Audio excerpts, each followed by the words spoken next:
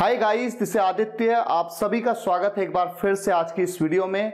आज मैं आपके लिए लेके आया हूं 10 क्वेश्चंस, 10 प्रश्न जो आपको ये बताएंगे कि इंग्लिश ग्रामर पे आपकी कितनी अच्छी पकड़ है। तो आप जानना चाहते हैं कि आप इंग्लिश ग्रामर में कितने अच्छे हैं? तो आइए शुरुआत करते हैं। क्वेश्चन नंबर 1, एक सेंटेंस आपके सामने दिया है, हेल्प हिम, उसकी मदद करो। ये सेंटेंस एक्टिव वॉइस में है।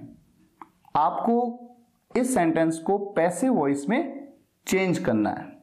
आप चाहें तो वीडियो को थोड़ी देर के लिए पॉज कर सकते हैं, रोक सकते हैं। ध्यान से सोचिए, जल्दबाजी में आंसर नहीं देना है। ध्यान से सोचिए कि सेंटेंस को पैसिव वॉइस में कैसे बनाया जाएगा। अच्छा, ये सेंटेंस कैसा सेंटेंस है, पहले तो ये सोच लेते हैं। ये डिक्लेरेटिव है, ये इंटेरोगेटिव है, इंपेरेटिव है, ऑप्टेटिव है या एक्सक्लेमेटरी है? किस टाइप का सेंटेंस है? सेंटेंस टाइप्स के वीडियो में ये बात बताई है मैंने आपको। तो किस टाइप का सेंटेंस है, क्या आपको समझ में आ रहा है? तो आपकी नॉलेज के लिए मैं आपको बता दूं, हालांकि ये मेरा क्वेश्चन नहीं है यहाँ पर तो पैसिव वॉइस में आपको इसे चेंज करना है। मैं आपको ये बता दूं कि एक इंपेरेटिव सेंटेंस है, ठीक है? तो इंपेरेटिव सेंटेंसेस को पैसिव में कैसे चेंज करते हैं, याद करिए जिस वीडियो मैंने आपको बताया था, और फिर इस सेंटेंस को पैसिव में चेंज करिए। तो चलिए अब मैं आपको बताता हूं। इंपेरेटिव सेंटेंसेस को जब आप पैसिव वॉइस में बदलते हैं तो आप लेट का यूज करते हैं, लेट। उसके बाद जो भी ऑब्जेक्टिव प्रोनाउन या जो भी नाउन हो उस सेंटेंस में एज इट इज उसे लिख देते हैं, लेट हिम। उसके बाद बी का यूज करते हैं और उसके बाद जो भी उस सेंटेंस की मेन वर्ब है इंपेरेटिव सेंटेंस की, उसकी थर्ड फॉर्म का यूज करते हैं, लेट हिम बी हेल्प्ड। अब हम आगे बढ़ते हैं क्वेश्चन नंबर 2 पे। एक्टिव वॉइस में एक सेंटेंस है, there is nothing to do in our office today. आज हमारे ऑफिस में करने को कुछ नहीं है। आज हमारे ऑफिस में करने को कुछ नहीं है, यह सेंटेंस का मतलब। इस सेंटेंस को बदलिए पैसिव वॉइस में। एक बार फिर से आप वीडियो को पॉज कर सकते हैं, सोचिए ध्यान से किस तरह का सेंटेंस है। तो मैं आपको ये बता दूं कि अगर आपने पैसिव ऑफ इन्फिनिटिव्स के वीडियो को देखा है तो आप बड़े आसानी से बता सकते हैं कि सेंटेंस को जब आप पैसिव वॉइस में चेंज करेंगे तो टू डू की जगह पर टू बी डन, बस केवल इतना चेंज आएगा, बाकी सेंटेंस बिल्कुल सेम रहेगा और सेंटेंस का मीनिंग और सेंस भी बिल्कुल सेम रहेगा। तो अब ये सेंटेंस क्या बन गया पैसिव वॉइस में? There is nothing to be done in our office today। तो एक्टिव वॉइस में टू डू और पैसिव वॉइस में टू बी डन। अब हम आगे बढ़ते हैं क्वेश्चन नंबर 3 पे। ये जो सेंटेंस आपको यहां पर दिख रहा है, he said I am sorry I didn't notice। उसने कहा, क्या कहा? उसके एग्जैक्ट वर्ड्स हमने बताए कोटेशन मार्क्स के अंदर। क्या है वो words? I am sorry I didn't notice। मुझे माफ करना, मैंने नोटिस नहीं किया, ठीक है? इस सेंटेंस को इनडायरेक्ट स्पीच में आपको चेंज करना है। वीडियो को पॉज कर लीजिए, ध्यान से सोचिए कैसे चेंज करेंगे और उसके बाद ही अपना आंसर तैयार करिए। इस सेंटेंस को इनडायरेक्ट स्पीच में वही स्टूडेंट बदल सकता है जिसको ये पता हो कि एक्सक्लेमेटरी सेंटेंसेस को किस तरह से डायरेक्ट स्पीच से इनडायरेक्ट स्पीच में बदला जाता है। एक्सक्लेमेटरी सेंटेंसेस को बदलने का तरीका क्या होता है? ही एक्सक्लेम्ड, यहां पर एक्सक्लेम्ड का यूज किया जाएगा। ही एक्सक्लेम्ड विद क्या? रिग्रेट। जब भी आपको किसी चीज का खेद होता है या आप माफी मांगते हैं, ऐसे में एक्सक्लेम विद रिग्रेट का यूज करते हैं। पास्ट में, इसलिए पास्ट में यूज किया। He exclaimed with regret that, और आई को सब्जेक्ट के अकॉर्डिंग चेंज किया जाता है, दैट ही, और पास्ट इंडेफिनिट टेंस को पास्ट परफेक्ट टेंस में चेंज कर देते हैं। ही हैडंट, नेगेटिव सेंटेंस है, एज इट इज रहेगा, ही हैडंट, और हैड के साथ में वर्ब की कौन सी form? Third form, past perfect tense में। तो इस तरह से सेंटेंस को इनडायरेक्ट स्पीच में चेंज करेंगे। He exclaimed with regret that he hadn't noticed. अगर आपने भी इसी तरह से इस सेंटेंस को चेंज किया है तो आपको 1 नंबर मिलता है, नहीं तो 0 मिलता है। अब नेक्स्ट क्वेश्चन पे मूव करते हैं। डायरेक्ट स्पीच में एक सेंटेंस है, रवि सेड टू बीना। रवि ने बीना से कहा, क्या कहा? रवि ने जो कहा वो बात देखिए क्या है। Do you know who I am? क्या तुम जानती हो मैं कौन हूं? ये उसने कहा। इस सेंटेंस को आपको इनडायरेक्ट स्पीच में चेंज करना है। ऐसे सेंटेंस में जहां पर कोई क्वेश्चन पूछा गया है, यहां पर देखिए कोई क्वेश्चन पूछा गया है ना, ऐसे में आप इस सेंटेंस को कैसे बनाते हैं? रवि सेड टू की जगह क्या आ जाएगा? आस्क्ड बीना। रवि आस्क्ड बीना, और आप जानते हैं कि इफ का यूज किया जाता है ना? सेंटेंस प्रेजेंट इंडेफिनिट टेंस का इंटेरोगेटिव है, तो ये हो जाएगा पास्ट इंडेफिनिट टेंस का अफर्मेटिव, इंटेरोगेटिव नहीं रहेगा। और ये यू किसके हिसाब से चेंज होता है? बीना के हिसाब से, जो यहां पर ऑब्जेक्टिव पार्ट में है। और आई ये किसके हिसाब से चेंज होगा? जो सब्जेक्टिव पार्ट में है। बीना के लिए क्या प्रोनाउन यूज होगा? शी। यू की जगह क्या हो गया? शी। पास्ट इंडेफिनिट टेंस में वर्ब की second form, she knew who. I किसके हिसाब से चेंज होगा? रवि के हिसाब से। रवि एक मेल है। हु ही, और पास्ट में, ये प्रेजेंट में, पास्ट में ही के साथ में क्या यूज होगा? Was. Ravi asked Bina if she knew who he was. इस सेंटेंस को केवल वही स्टूडेंट सही बना पाया होगा जिसे ये पता हो कि इंटेरोगेटिव सेंटेंसेस जब आ जाएं कोटेशन मार्क्स के अंदर, ऐसे में डायरेक्ट स्पीच से इनडायरेक्ट स्पीच में सेंटेंस को कैसे चेंज किया जाता है। अब हम मूव करते हैं हमारे क्वेश्चन नंबर 5 पे। सेंटेंस है if I had something I wouldn't, या फिर I wouldn't have felt appetite. आपको यहां पर यह बताना है कि वुडंट का यूज होगा या वुडंट हैव का यूज होगा। ध्यान से सोचिए, और मैं आपको एक हिंट दे देता हूं, ये एक कंडीशनल सेंटेंस है, और किस तरह का कंडीशनल है ये आपको सोचना है। सबसे पहले तो मैं आपको ये बता दूं कि यहां पर हैड के साथ दोबारा से हैड क्यों आया है, ये बात एक वीडियो लेक्चर में बताइए ना मैंने आपको। यहां पर हैड ये क्या है? हैव की third form, as a main verb have का यूज किया गया है। और ऐसे केसेस में हैड का क्या मतलब बनता है? ईटन, खाने की बात होती है या फिर पीने की बात होती है। ये बात उस वीडियो में ढंग से समझाया मैंने आपको। यह किसी काम को करने की बात होती है या फिर क्या होता है? कुछ रखने की बात होती है। ठीक है, यहां पर इस सेंटेंस को देख करके क्लियर हो जाता है कि भूख लगने की बात हो रही है। एपेटाइट का मतलब होता है जब आपको भूख लगती है, आप ऐसा कहते हैं ना, आई एम फीलिंग एपेटाइट।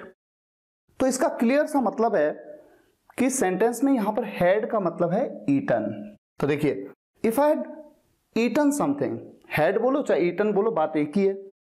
अगर मैंने कुछ खा लिया होता, if I had eaten something I wouldn't have felt appetite. और यहां पर वुडंट हैव क्यों आएगा? कंडीशनल टाइप 3 का सेंटेंस है ये, और ऐसा इसलिए क्योंकि फील की थर्ड फॉर्म का यूज किया गया। और थर्ड फॉर्म का यूज कब होता है? वुड हैव के साथ। अगर यहां पर फर्स्ट फॉर्म होती, ऐसे केस में आप वुड का यूज करते। और वैसे भी ये कंडीशनल टाइप 3 का सेंटेंस है, क्योंकि हैड के बाद वर्ब की थर्ड फॉर्म का यूज तो कंडीशनल टाइप 3 में होता है। और ऐसे में जो सेकंड क्लॉज, बाद का जो क्लॉज होता है, उसमें वुड हैव का यूज किया जाता है। तो आप में से जिन जिन स्टूडेंट्स ने यहां पर दूसरे ऑप्शन को चूज किया है, वुडंट हैव, उनको 1 नंबर मिलता है और बाकियों को 0 मिलता है। अब हम मूव करते हैं हमारे अगले क्वेश्चंस पे। क्वेश्चन नंबर 6, आपके सामने एक सेंटेंस है, I would have rather taken the bus. I would have rather taken the bus. आपको यह बताना है कि ये सेंटेंस किस मूड में है। इंडिकेटिव है, इंपेरेटिव है, इंटेरोगेटिव है, कंडीशनल है, ये सब्जेक्टिव है। ये है क्वेश्चन, आपको इसका आंसर देना है। लेकिन मूड बताने से पहले आपको ये तो पता होना चाहिए कि सेंटेंस का मतलब क्या है। आप में से जिन स्टूडेंट्स ने मेरी रादर की वीडियो देखी है, वो ये समझ सकते हैं कि रादर का यहां पर जो सेंस आ रहा है वो है बजाय का सेंस। ये सेंटेंस क्या मतलब है? इस सेंटेंस का बजाय इसके मैंने बस ले ली होती, बजाय इसके मैंने बस ले ली होती। मान लीजिए आपको एग्जाम में जाना था, एग्जाम के लिए जा रहे हैं आप, और आप बाइक से चले गए। आप बस से भी जा सकते थे, आप बाइक से भी जा सकते थे, आप बाइक से चले गए। रास्ते में बाइक खराब हो गई, और आप एग्जाम हॉल में टाइम पे नहीं पहुंच पाए, एग्जाम नहीं दे पाए, उस वक्त आपके मन में ना एक रिग्रेट है, एक रिग्रेट की फीलिंग है और आप अपने मन में ये सेंटेंस कहते हैं, I would have rather taken the bus, बजाय इसके मैंने बस ले ली होती तो मैं समय पे पहुंच जाता। तो ऐसा सेंटेंस जो किसी हाइपोथेटिकल सिचुएशन की बात करता है, बीते कल में एक ऐसी सिचुएशन जो अब नहीं हो सकती। अब ऐसा नहीं हो सकता कि आप बस ले लें और अब आप टाइम पे पहुंच जाएं, क्योंकि वो तो वक्त ही बीत चुका है, एग्जाम तो निकल चुका है। तो जब भी किसी हाइपोथेटिकल सिचुएशन की बात आती है, ऐसे में कौन से मूड में होता है वो सेंटेंस? Subjunctive mood. अगर आपने मेरी मूड्स इन इंग्लिश ग्रामर की वीडियो देखी है तो आप ये बड़े आराम से बता सकते हैं कि ये सेंटेंस सब्जंक्टिव मूड में है। और अगर आप नहीं बता सकते तो कोई बात नहीं, उस वीडियो को आप देखिएगा और समझिएगा कि हर सेंटेंस किसी न किसी मूड में होता है। तो आइए मूव करते हैं हमारे नेक्स्ट क्वेश्चन पे।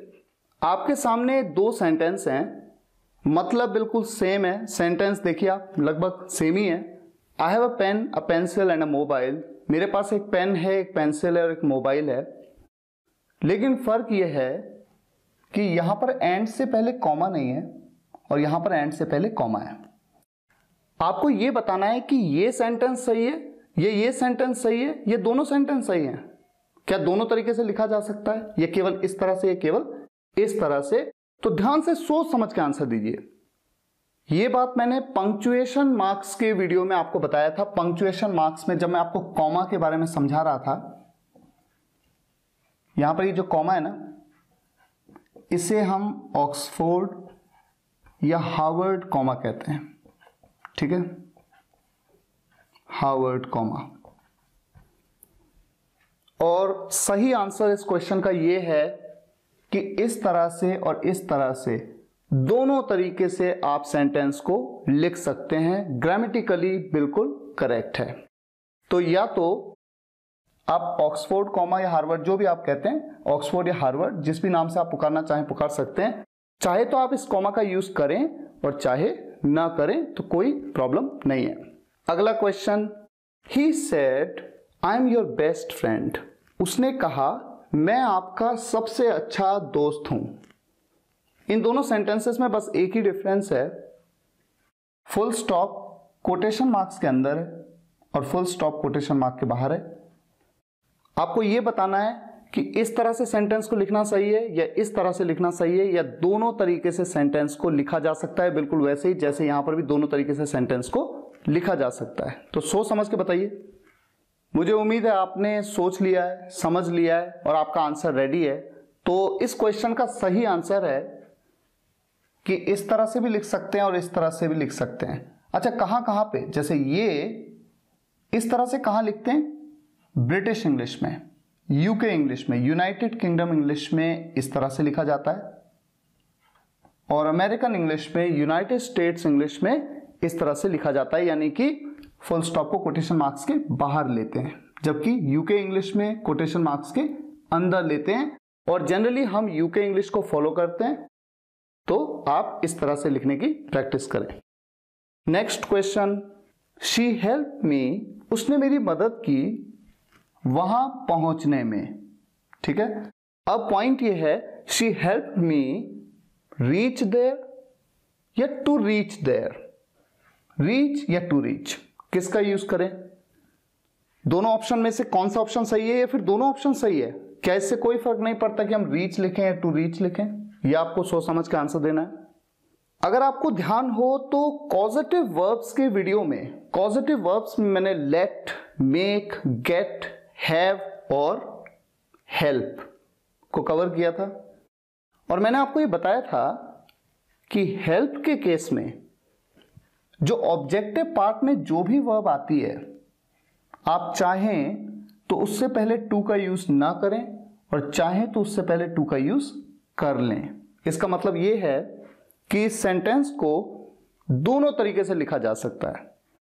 तो आप में से जिन जिन ने ये सोचा कि केवल इस तरह से लिखना है या केवल इस तरह से लिखना है, वो गलत हैं, और जिन्होंने ये सोचा कि दोनों तरीके से लिखा जा सकता है, वो बिल्कुल सही है। अब हम मूव करते हैं हमारे लास्ट क्वेश्चन पे। उसे वहां जाना पड़ सकता था। उसे वहां जाना पड़ सकता था। आपको इस सेंटेंस को इंग्लिश में ट्रांसलेट करना है, मैंने इस सेंटेंस को क्यों लिखा है, क्योंकि मैं ये जानना चाहता हूं कि क्या आप जानते हैं जब भी किसी सब्जेक्ट को किसी काम को करना पड़ सकता था, ऐसे में आप सेंटेंस में कौन सी वर्ब्स का यूज करके उस सेंटेंस को बनाएंगे। उसे वहां जाना पड़ सकता था, सब्जेक्ट है ही, जाना पड़ सकता था। जब भी किसी काम को करना पड़ सकता था की बात आती है, तो आपको ध्यान है मैंने वर्ब्स की वीडियो में आपको क्या बताया था। ऐसे में आपको may have had to, might have had to या कुड हैव हैड टू में से किसी भी एक का आप यूज कर सकते हैं। कुड हैव हैड टू, वहां जाना, जाने को आप कहते हैं go there, simple. He may have had to go there, या फिर he might have had to go there, या he could have had to go there. मैंने ये सेंटेंस आपको इसलिए दिया क्योंकि मैं जानना चाहता था कि आपको नॉलेज है कि किस वर्ब का यूज किया जाए किस सेंटेंस में। मैं आपको ये रिक्वेस्ट करूंगा कि आप मेरी वेबसाइट spokenenglish.guru पर जाकर के ग्रामर टैब पे वर्ब्स का जो आर्टिकल है, उस आर्टिकल में जितनी भी वर्ब्स हैं और उनसे रिलेटेड एग्जाम्पल्स हैं उनको देखिए, समझिए, प्रैक्टिस करिए। इससे आपकी वर्ब्स पे पकड़ मजबूत हो जाएगी और आप सेंटेंसेस को बहुत आसानी से बनाने लगेंगे। मुझे उम्मीद है आज के इस वीडियो से आपको ये पता लगा होगा कि इंग्लिश ग्रामर पे आपकी कितनी कमांड है, कितने अच्छे हैं आप ग्रामर में। आप मेरे को इस वीडियो के कमेंट्स में जरूर बताइएगा आउट ऑफ 10 आपके कितने मार्क्स आए। अगर आपको ये वीडियो पसंद आया हो तो लाइक जरूर करिएगा, शेयर जरूर करिएगा। फिर मुलाकात होगी नेक्स्ट वीडियो लेक्चर में। Thank you so much for watching this video guys, take care, good bye. सभी वीडियोस एक के बाद एक देखने के लिए आप चैनल की प्लेलिस्ट में जाइए या फिर स्पोकन इंग्लिश गुरु एंड्रॉइड ऐप इंस्टॉल कर लीजिए। आप चाहे तो कंप्लीट कोर्स किट भी मंगवा सकते हैं जिसमें मेरी सभी बुक्स हैं और साथ ही लेसन वाइज वीडियोस की पेन ड्राइव भी। विजिट करिए मेरी वेबसाइट www.spokenenglish.guru। अगर आप एक सक्सेसफुल ब्लॉगर बनना चाहते हैं तो आप मेरा ब्लॉगिंग कोर्स भी ज्वाइन कर सकते हैं जिसमें आपको 6 मंथ्स का फ्री टेक्निकल सपोर्ट दिया जाता है। अधिक जानकारी के लिए विजिट करिए www.wemakebloggers.com।